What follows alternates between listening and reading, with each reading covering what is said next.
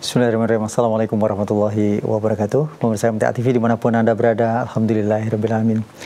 Puji syukur kita aturkan kehadirat ilahi Rabbi Allah Subhanahu wa Ta'ala. Hari ini kita bertemu kembali di acara yang senantiasa kita nantikan, karena hadir setiap Senin siang pukul 1 hingga pukul 2. Dan tentu saja kita membahas tentang masalah kesehatan dan selalu bergantian, silih berganti dokter-dokter spesialis dari Rumah Sakit RSUD Bung Karno Surakarta. Dan kali ini sudah ada tema yang patut untuk kita cermati, yakni tentang mengenali penyebab nyeri punggung bagian bawah. Ada beliau Dr. Arius Suwondo, Magister Kedokteran Klinis, Spesial Ortopedi dan Traumatologi. Assalamualaikum dok, bagaimana kabarnya? Sehat? Alhamdulillah sehat. Sehat ya. Hari ini beliau menyampaikan bahwa di RSUD Bung Karno ada 50-an pasien. Alhamdulillah, ini berarti kepercayaan kepada RSUD Bung Karno terhadap kesehatan, utamanya di bidangnya beliau ya. Ini adalah kedokteran klinis, tapi beliau khusus di masalah apa dok? Kalau di klinik apa dok berarti? Muskuloskeletal. Jadi muskuloskeletal itu skeletalnya itu ototnya dan tulang-tulang dan jaringan di sekitarnya. Ya, alhamdulillah. Dan ini sudah hampir setiap Senin atau setiap hari bahkan 50 orang gitu. Kalau rata-rata sih sekarang saya kan Senin, Rabu, Jumat ya. Senin, Rabu, Jumat. Prakteknya itu ya sekitar itu. 40 sampai 60 rata-rata. Dan padahal itu bergantian ya, tidak setiap yang hadir di Senin, Rabunya itu juga orang yang sama, beda kan berarti? Paling sebulan sekali. Ya, karena jatah BPJS. Nah, ini terkait dengan tema yang cukup menarik ini, nyeri punggung bagian bawah. Ini bisa disampaikan sebenarnya nyeri punggung yang mana sih? Kalau punggung itu boyo itu punggung ya? Ya, boyo. Jadi kalau yang kita bahas ini kan nyeri punggung bawah. Jadi punggung itu sebenarnya ada panjang. Jadi ada tulang leher, kemudian punggung bagian atas, kemudian punggung bagian bawah dan tulang ekor. Tulang ekor. Ya, kita bahas ini lebih ke punggung bawahnya karena masyarakat yang sering selain nyeri lutut, kalau di ortopedi itu adalah nyeri punggung. Nah, nyeri punggung bawah ini secara definisi awam adalah nyeri pada bagian punggung yang di bawahnya yang sudah tulang iga, jadi tulang yang sudah tidak ada tulang iganya, kan kita bisa raba tulang iga di betul. Paling bawah ini ya. Nah itu daerah situ sampai bagian bawah sebelum tulang ekor. Kalau tulang punggung yang ini itu namanya Pak vertebrata apa? Vertebra.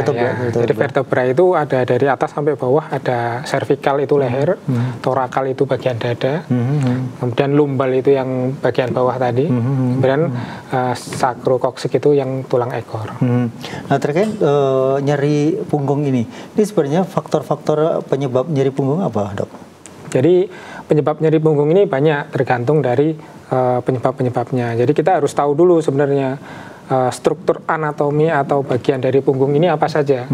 Jadi kalau secara mudahnya kita bisa sebutkan bahwa yang paling utama adalah ada tulangnya. Jadi tulang vertebrae tadi. Kemudian tulang itu bagaimana bisa menjadi satu kesatuan yang bergerak, itu pastinya ada sendi-sendi. Nah, sendi-sendinya tadi dihubungkan oleh ligamen. Jadi ligamen itu struktur yang menghubungkan tulang dengan tulang. Kemudian ada otot-otot di sekitar sana. Ya. Kemudian setelah membentuk sendi, kemudian dia akan dipersarafi oleh saraf-saraf dari tulang belakang. Jadi yang utama adalah ada tulang, ada persendian, kemudian ada otot dan ada saraf. Nah, kalau kita bicara dari mana sumber nyerinya, bisa dari tulangnya, bisa dari persendiannya, bisa dari saraf-sarafnya dan dari otot-ototnya. Jadi itu sumber utama dari nyerinya. Bagaimana kita tahu mengenali nyerinya dari mana adalah tergantung dari gejala-gejalanya. Ya. Dan selama ini yang mungkin pada konsultasi atau memeriksakan diri pada dokter itu rata-rata usia berapa dok? Ada 2 usia utama sebenarnya. Yang pertama adalah usia muda, usia 20-30 tahun, kemudian di atas 50 tahun. Jadi ada 2 segmen. Pada usia muda yang antara 20-30 rata-rata biasanya keluhannya adalah masalah otot. Nah, karena secara anatomi pun struktur tubuhnya biasanya masih baik, belum lansia kan. Nah, jadi masalahnya di otot paling sering adalah karena posisi dan postur yang tidak baik sehari-hari, misalnya kerja di depan laptop saja, kemudian hanya sehari-harinya kurang dilakukan relaksasi saat bekerja. Kemudian yang kedua adalah cedera olahraga biasanya, jadi salah gerak. Dan untuk yang segmen kedua itu kan yang di atas 50 tahun. Nah, kalau ini bisa macam-macam, bisa dari tulang, bisa dari persendian, yang paling sering 2 itu. Jadi salah satu yang bisa menyebabkan nyeri adalah dari tulang. Misalnya pada kasus-kasus osteoporosis, biasanya sudah di atas 60 kali itu. Osteoporosis, kemudian pada kasus-kasus terjadinya pengapuran. Jadi pengapuran itu tidak hanya terjadi pada lutut saja, tapi bisa juga pada semua tempat yang ada sendinya. Nah, jadi salah satunya sendi-sendi pada tulang belakang bisa terjadi pengapuran, akibatnya menyebabkan nyeri. Kemudian bisa juga karena tulangnya bengkok. Misalnya tadi ada osteoporosis, kemudian lama-lama dia menjadi bengkok sehingga ototnya tidak seimbang antara yang bagian kanan dan kiri, itu akan menyebabkan nyeri. Bengkok akibat karena apa itu? Bisa karena terjadi patah yang kompresi, jadi patahnya itu sedikit-sedikit. Karena tulangnya keropos. Itu artritis itu ya, bukan? Itu osteoporosis. Kalau yang pengeroposan itu sama juga? Kalau jadi pengeroposan itu sama dengan osteoporosis, karena keroposnya tulang. Terus kemudian kalau obesitas, misal orang dia gendut, kemudian tulangnya apakah bisa berpengaruh pada tulang hingga menjadi bengkok atau bagaimana? Kalau secara langsung sebenarnya tidak, karena kan kalau gemuk ini cukup merata biasanya, cukup merata. Justru yang lebih berbahaya itu bukan lebih berbahaya, yang lebih sering bergejala adalah yang pada wanita muda yang hamil. Mengapa? Karena dia akan terjadi perubahan center dari gravitasi untuk beban tubuhnya. Karena dia ada hamil, itu biasanya sering mengeluhkan nyeri punggung. Jadi wajar kalau pada wanita-wanita hamil itu mengeluhkan nyeri punggung. Tapi biasanya nanti dia akan membaik setelah selesai melahirkan. Kalau khusus untuk wanita ini, apakah ada treatment khusus untuk mengatasi nyeri punggung? Ada senam-senam atau yang lain, Mas? Pada kondisi apa? Hamil otomatis. Pada yang kondisi hamil ini dia sebenarnya menghilangkan maksudnya. Untuk ini kan istilahnya fisiologis itu normal terjadi pada kondisi ini. Jadi kita yang bisa lakukan adalah untuk mengurangi gejalanya. Nah, caranya biasanya ada senam-senam ibu hamil, kemudian yoga dan peregangan pada ibu-ibu hamil itu sangat bagus untuk melatih otot-otot dan meregangkan atau melakukan stretching pada otot-otot agar tidak terjadi kekakuan. Kemudian nanti dari postur dan cara jalan pun akan disesuaikan sehingga mengurangi risiko untuk terjadinya low back pain ini. Ya, baik pemirsa dimanapun Anda berada, bahasan yang menarik tentang nyeri punggung bagian bawah. Anda bagi yang ingin bertanya silakan telepon di 02716793.000, SMS WA di 08112553000. Masih bersama dengan Dr. Suwondo ya, Dr. Aryo Suwondo, ya, yang masih muda dan beliau ada di Rumah Sakit Umum Daerah Surakarta. RSUD Bung Karno. Dan bagi Anda yang ingin berkonsultasi bisa setiap hari Senin, Rabu, dan Jumat. Ya, meskipun di lain hari itu tetap buka kliniknya ya. Kalau hari lain itu saya tetap masuk, tapi biasanya operasi. Oh gitu. Ya, karena kan kalau dokter bedah ini kan tidak hanya poliklinik, jadi ada operasi juga. Jadi yang hari Selasa, Kamis, Sabtu itu saya fokuskan untuk operasi. Jadi biar lebih fokus dan tidak menunggu lama pasien. Tapi ada ya yang menangani untuk konsultasi selain dokter Aryus? Di mana? Di RSUD Bung Karno? Saya saja. Kalau untuk ortopedi ya? Ortopedi? Ya, saya. Ya, karena yang hanya satu-satunya ortopedi. Ya. Ya, Masya Allah. Ya, pemirsa silakan telepon di 02216793.000. Kita masih nantikan untuk Anda. Oh, ini sudah ada ya. Baik. Dokter, saya ibu 66 tahun. Nyuwun pirsa, sendi bau saya kiri kanan terasa nyeri, pegal. Naikkan tangan sakit, cek asam urat 6,5. Kemudian sudah minum obat Alpurinol 20 hari, tapi kok belum sembuh. Walau berkurang. Apakah sendi bau bisa terkena osteoporosis atau pengapuran? Bagaimana sebaiknya dan penanganannya? Dari Budina di Semarang. Ya. Jadi saya luruskan dulu ya. Jadi kalau pengapuran itu osteoartritis. Pengapuran. Nah, kalau pengeroposan itu osteoporosis. Ya. Jadi dua hal yang berbeda. Untuk kasus Ibu Dina. Ya, Bu Dina. Ya, Ibu Dina ini sebenarnya banyak diferensial diagnosis atau banyak penyakit yang bisa kita duga ke arah mana. Ya. Pada usia lebih dari 60 tahun kemungkinan osteoartritis itu ada. Ya. Cuman kalau dari gejalanya kemungkinan tidak hanya osteoartritis. Jadi ada nyeri, kemudian ada limitasi dari gerakan sendi. Ya. Yang paling sering itu bisa terjadi frozen shoulder. Jadi frozen shoulder itu kekakuan pada sendi-sendi, terutama di bahu ya. Nah, sesuai namanya pada shoulder ya. Jadi ini menyebabkan kekakuan.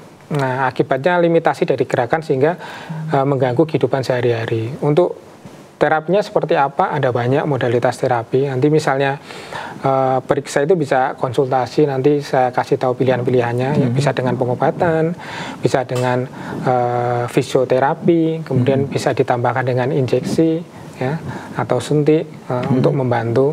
Kemudian pada kasus-kasus yang berat bahkan bisa dilakukan operasi, tergantung dari kondisi pasien. Namun pada sebagian besar kasus itu bisa membaik dengan pengobatan dan fisioterapi saja. Ya. Kalau untuk mengetahui apakah ada pengapuran atau tidak itu biasanya kita ronsen dulu untuk mengetahui kondisi tulang-tulang pada persendiannya.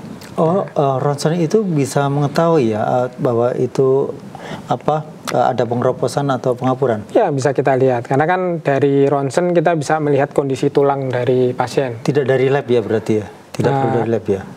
Yang utama ronsen. Malah ronsen ya? Ronsen. Kalau untuk mengetahui ada pengeroposan atau tidak, ada pemeriksaan khusus namanya bone mass density. Cuman tidak di semua rumah sakit ada. Nah, jadi yang paling simpel dan paling cepat itu dengan ronsen. Ya, begitu Bu Dina yang ada di Semarang. Semoga bisa difahami terkait dengan apa yang ditanyakan. Ya, kemudian selama ini kalau mohon maaf saya sendiri frozen shoulder dok. Ya,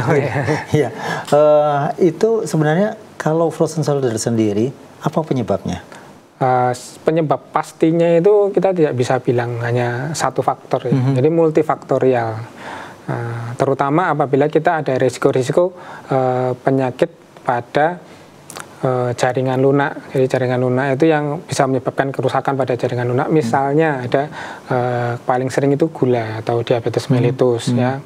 Kemudian penyakit-penyakit metabolik yang lain bisa misalnya kayak ibu tadi ada asam urat atau ada kolesterol ya. Apalagi dengan riwayat darah tinggi juga. Nah, jadi ketika ada risiko-risiko dari gangguan metabolik ini akan menyebabkan kerusakan dari jaringan lunak. Nah, dan pada kondisi tertentu menyebabkan peradangan. Jadi awalnya radangnya itu kecil aja. Kemudian semakin lama semakin meluas pada daerah bahu. Awalnya nyeri saja. Kemudian karena nyeri kita kan cenderung mengistirahatkan. Tidak bergerak kan. Kita tahan-tahan. Malah itu salah. Kemudian akan terjadi kekakuan lama-lama. Kemudian ketika radangnya sudah mulai, karena sudah kronis, sudah mulai berkurang, tidak selamanya radang, terus kemudian terjadi kekakuan. Jadi jaringan lunaknya menjadi kaku, akhirnya terjadi limitasi gerakan. Biasanya paling sering itu kalau perempuan itu khasnya itu mau buka tali BH itu nggak bisa. Nah, jadi ke belakang ini sulit, itu yang sering. Nah, sehingga akibatnya karena kaku dan nyeri, dia semakin tidak mau bergerak kan. Akhirnya tambah kaku lagi. Nah, ketika datang ke dokter biasanya sudah posisinya paling sering itu sudah sangat kaku. Nah, jadi prosesnya lama. Sembuhnya juga tidak bisa cepat, butuh proses yang lama. Jadi harus telaten dalam pengobatan dan fisioterapi terutama. Jadi yang sangat membantu itu fisioterapi. Ya, begitu untuk Bu Dina yang ada di Semarang. Baik, pemirsa dimanapun Anda berada, tentu saja untuk spesialis ini masih akan berlangsung hingga nanti pukul 2 siang dan spesialis akan kembali setelah jeda pariwara berikut ini. Baik pemirsa dimanapun Anda berada, kita masih ada di acara spesialis yang menghadirkan Dr. Arius. Saya keliru-keliru saja. Arius Wondo, ya. Spesial ortopedi dan traumatologi. Dan kali ini ada pertanyaan dok, ada Pak Supriyono dari Batang. Apakah pengapuran pengeroposan tulang dapat dicegah? Makanan apa yang dapat mencegah hal tersebut, dok? Oke, jadi ya ini yang saya luruskan lagi ya. Jadi pengeroposan dan pengapuran itu dua hal yang berbeda. Ya, jadi kalau pengeroposan itu osteoporosis, ini jelas bisa dicegah. Yang pertama pencegahannya adalah sejak usia muda. Jadi walaupun terkenanya pada usia-usia tua, tapi pencegahannya adalah sejak pada usia muda. Jadi usia produktif, usia 20-an itu kita sudah bisa melakukan pencegahan. Dengan cara adalah menimbun tulang sepadat-padatnya. Bagaimana caranya? Yaitu dengan investasinya adalah dengan cara bergerak ya, melakukan aktivitas dan berolahraga. Kenapa? Karena ketika tulang itu ditempa atau dilatih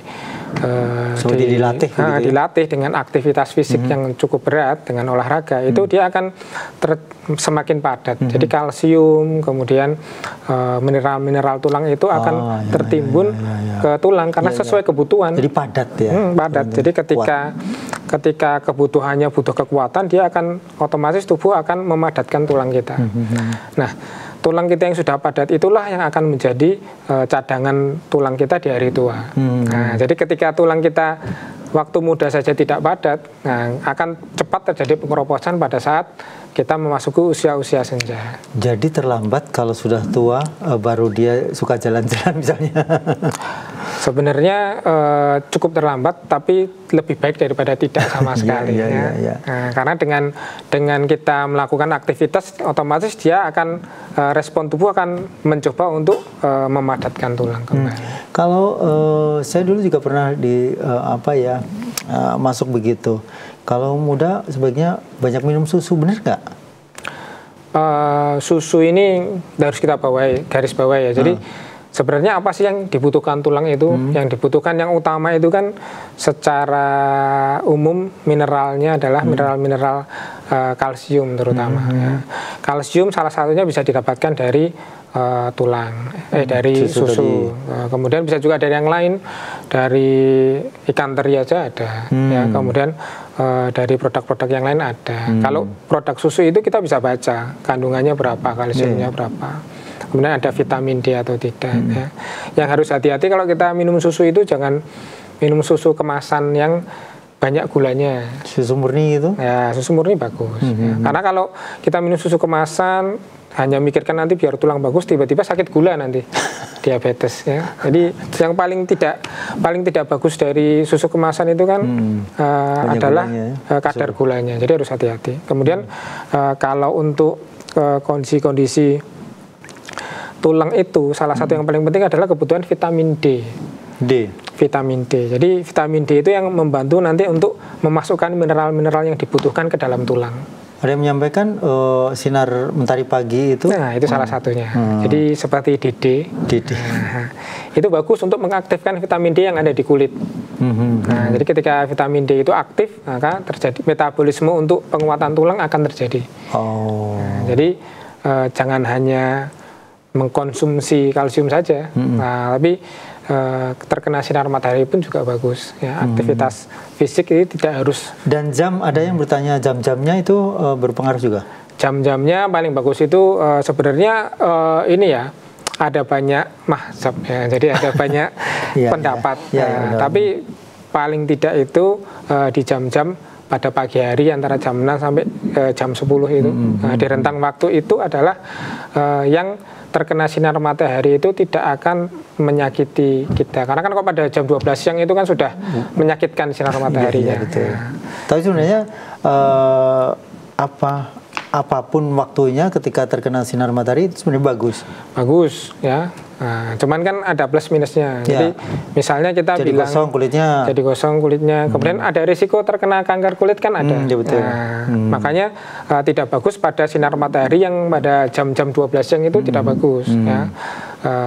Karena akan ada risiko-risiko yang lain juga. Betul, ya. Jadi paling bagus ya pagi hari. Kenapa? Karena udara sedang sejuk-sejuknya, produksi oksigen sedang banyak. Ya, jadi kita melakukan olahraga itu paru-paru juga kondisinya bagus, tidak banyak polusi dan sinar mataharinya sedang tidak terlalu terik.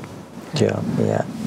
Begitu ya, Pak siapa tadi, Pak Supriyono ya.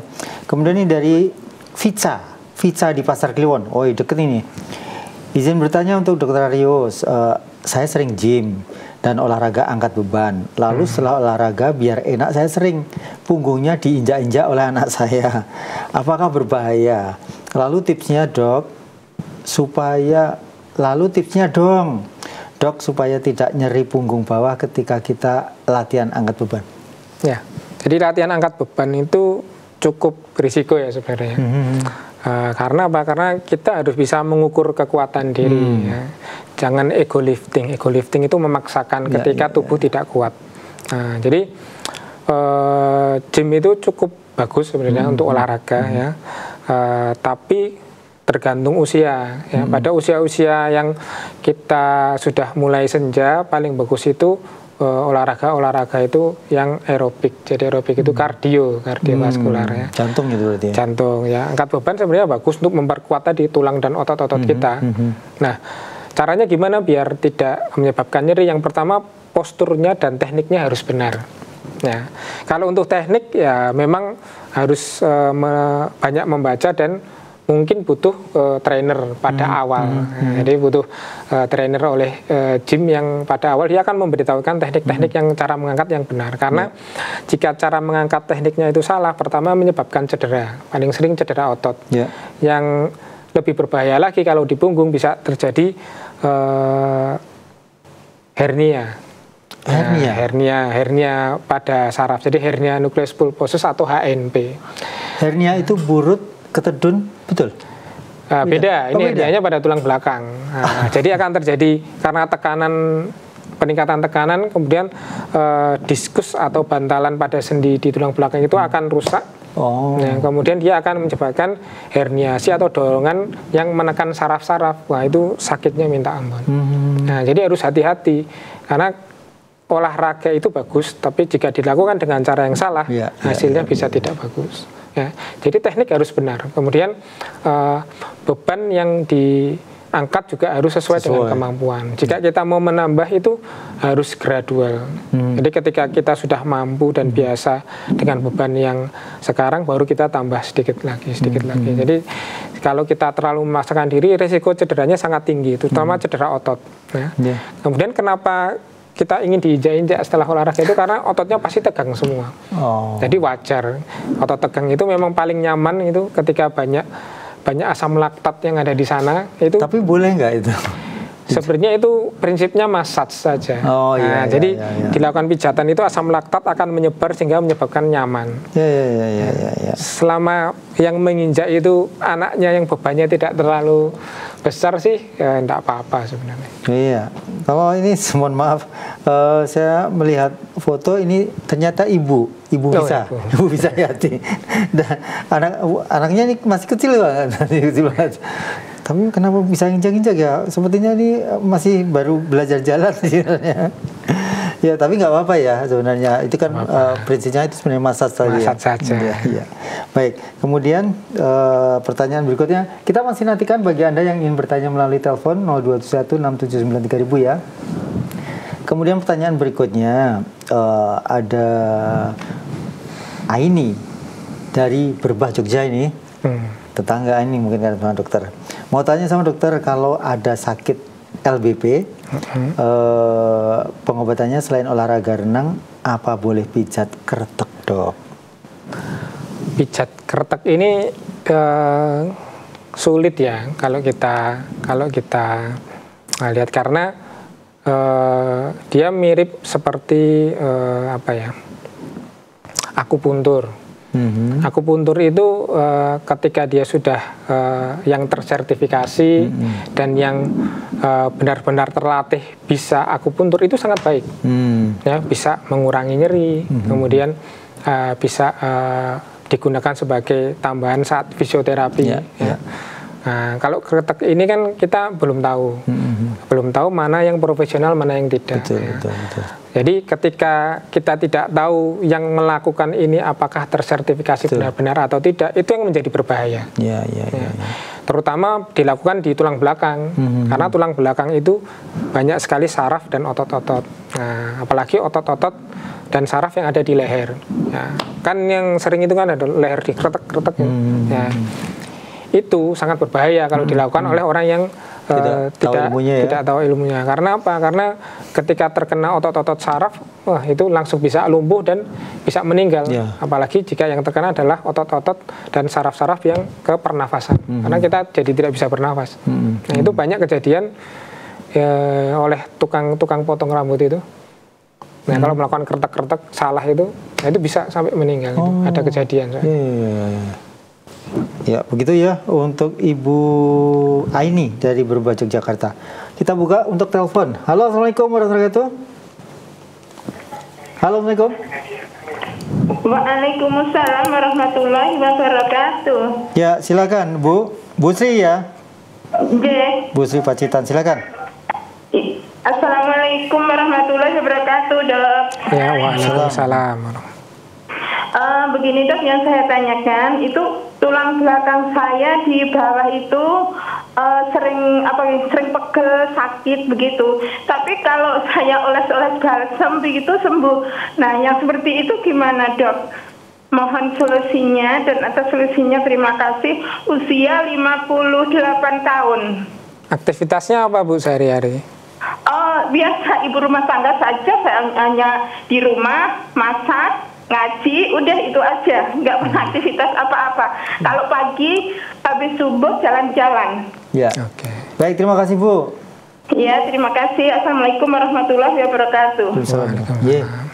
Jadi khas ya, ibu rumah tangga, kemudian pekerjaan sehari-hari rumah tangga biasanya nyapu, ngepel, mencuci ya.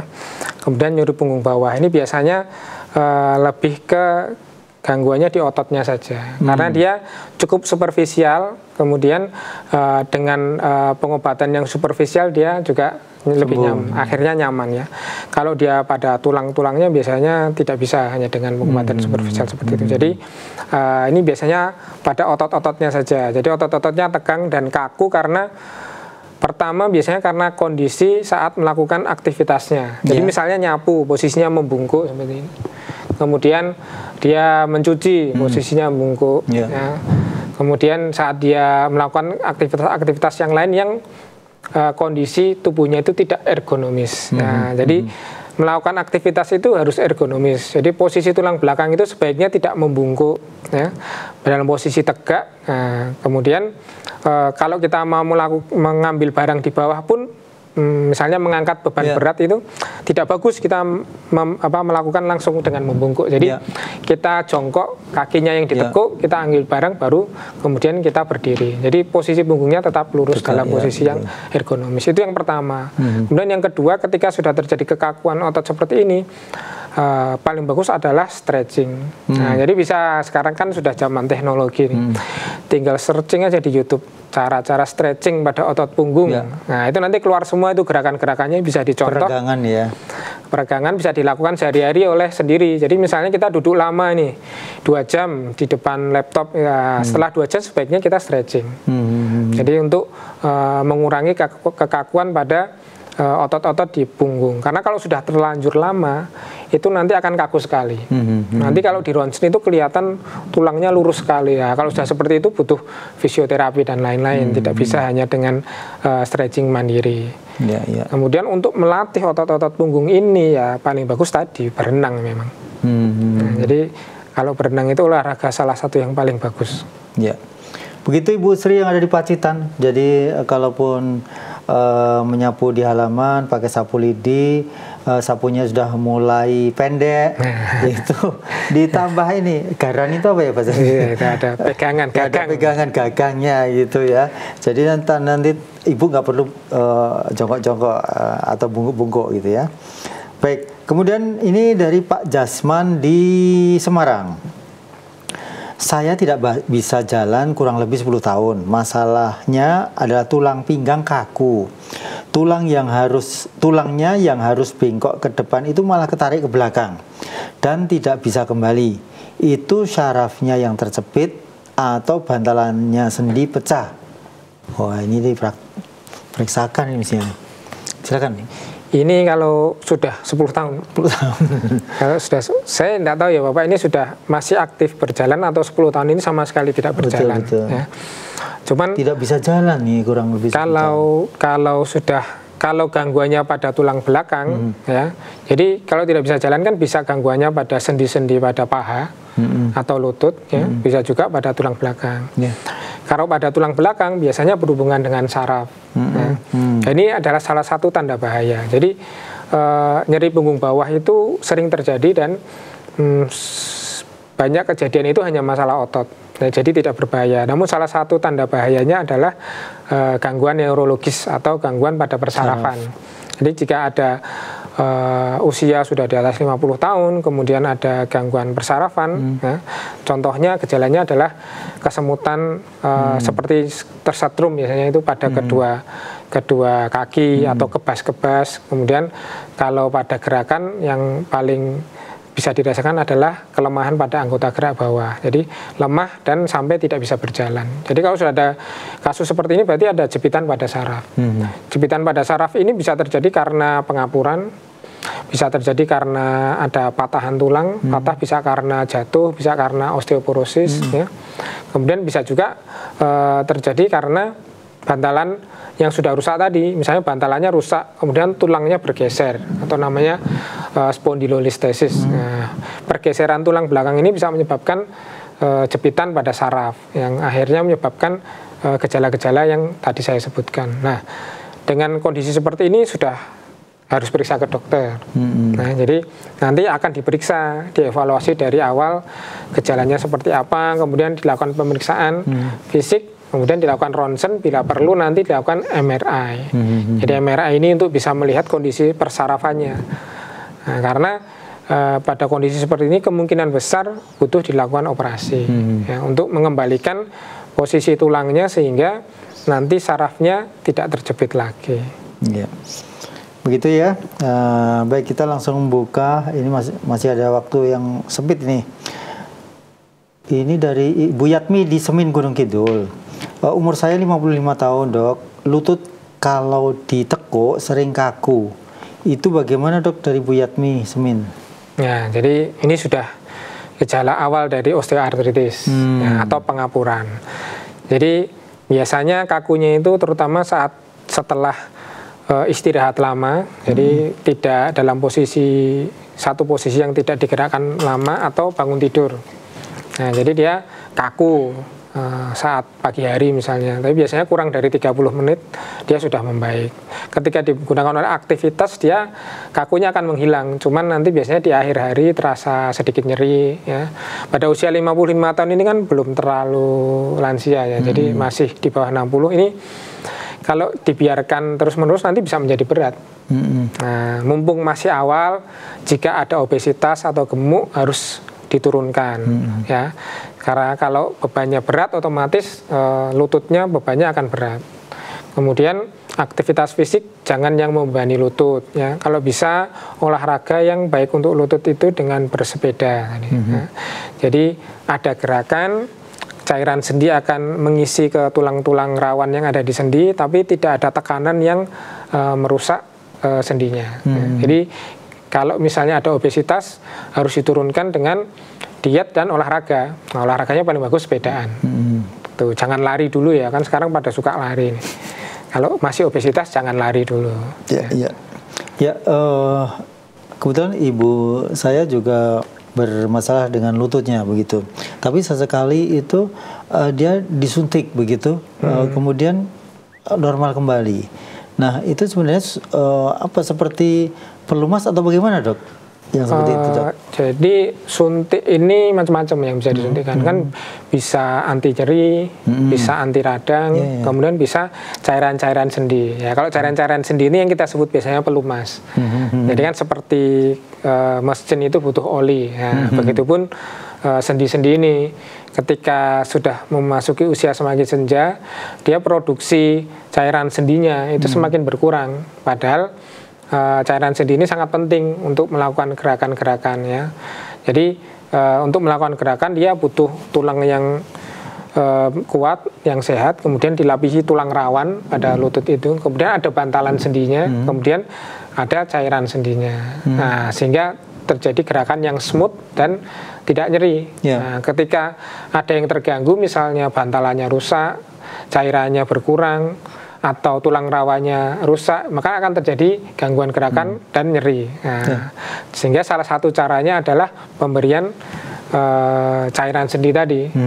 Dengan dibantu pemberian cairan sendi, dia akan membantu untuk memperbaiki sebagian kecil dari tulang-tulang rawan yang ada di sana dan memperbaiki dari gerakan atau fungsi dari gerakan sendinya tadi. Kalau cairan sendiri itu sendiri, kalau dikonsumsi dari nutrisi alami itu sebenarnya dari zat apa, Dok? Sulit ya sebenarnya kalau kita, karena dosisnya akan sangat kecil. Karena kalau kita berharap dia nanti yang kecil itu akan masuk ke lutut langsung, itu memang kan nanti kan masuk ke pencernaan dulu. Di pencernaan dia masuk ke peredaran darah. Kemudian nanti kita memastikan dia ke lutut, bukan ke sini, ke sini kan. Jadi cukup sulit kalau dengan dosis yang kecil itu. Makanya biasanya ada yang kita bantu kan bisa dikasih glukosamin salah satunya ya, itu untuk membantu. Jadi yang langsung dalam bentuk multivitamin atau obat yang kita bantu untuk diberikan dengan dosis tertentu sehingga targetnya nanti bisa masuk ke sendi. Cuman memang kalau target yang pasti ya dengan disuntikkan tadi. Ya, baik, nasihat terakhir mungkin untuk para pemirsa agar kita terhindar atau paling tidak mengurangi nyeri di pinggang bagian bawah, Dok. Nah, jadi yang pertama adalah sebaiknya apapun itu kita selalu melakukan aktivitas fisik. Nah, karena tidak melakukan aktivitas atau mager itu ya, malas bergerak itu sangat berpengaruh terhadap sistem muskuloskeletal atau tulang-tulang dan kebersendian kita. Sehingga bergerak itu wajib, namun bergeraklah dengan cara dan teknik yang benar. Nah, jadi jika kita mau berolahraga dengan teknik yang benar dan baik sehingga hasil outputnya adalah bagus. Jadi tidak rentan cedera. Dan yang terakhir, jangan memaksakan diri. Harus ingat bahwa nyeri dan keluhan itu adalah alarm tubuh. Jadi ketika sudah ada alarm tubuh berbunyi, kita harus senantiasa melihat dan mengevaluasi apakah kita terlalu berlebihan atau tidak dalam melakukan tindakan. Kemudian jika kita sudah beristirahat namun keluhan masih ada, itulah saat untuk berkonsultasi ke dokter yang terkait. Iya. Baik, Dok, terima kasih sekali untuk siang hari ini sudah berbagi ilmunya, dan masih ada beberapa WA yang belum sempat kami bacakan. Mudah-mudahan terwakili dengan saudara kita yang sudah bertanya tadi. Terima kasih, selamat melanjutkan aktivitas kembali. Sehat selalu, Dok. Ya. Dan bila pemirsa saat ini memiliki gejala, keluhan dan lain sebagainya terkait dengan persendian, hal-hal yang tadi disampaikan dokter, silakan bisa langsung setiap Senin, Rabu, dan Jumat datang saja ke RSUD Bung Karno yang ada di wilayah Semanggi. Nanti bertemu dengan Dr. Arius Suwondo. Dan sampai di sini, saya Rudi Arfianto, mohon maaf atas segala kesalahan. Bila taufiq wal hidayah. Assalamualaikum warahmatullahi wabarakatuh.